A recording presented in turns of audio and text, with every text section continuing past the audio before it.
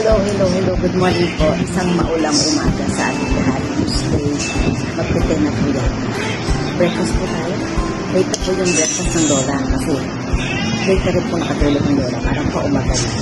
Actually, normal naman po sa akin. Hindi ako makatulog. Kaya kagabi, dahil yung patulog, naisipan ko po magluto ng dito. Kaya ayan, may breakfast po ang Lola ng umaga na siya. So, ayun po, ma-share ko lang. Kasi marami mga tao kapag hindi nakatulog, nainit ang ulo, gagalitan lang. So, pag tayo po gano'n, kasi na po na-affect yung sarili natin. So, mas better po, para sa akin, mas better po na, okay lang, wala akong tulog, hindi okay lang. Sabi nga po, mabuti rin walang tulog, kasi walang gising. Kasi marami mga tao, nakatulog na, pero hindi nila nagising. So, di ba? Ang laki po ito kasi lang natin sa Diyos na dito tayo gising, marami pa tayong magagawa, marami pa tayong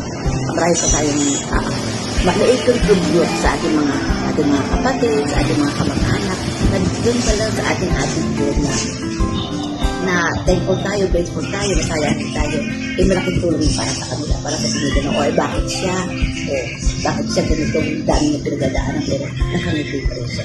So, makaka-encourage din tayo sa ating sa nakapaligid sa atin. So, yun lang po. At nawa, maging maganda po ang araw natin.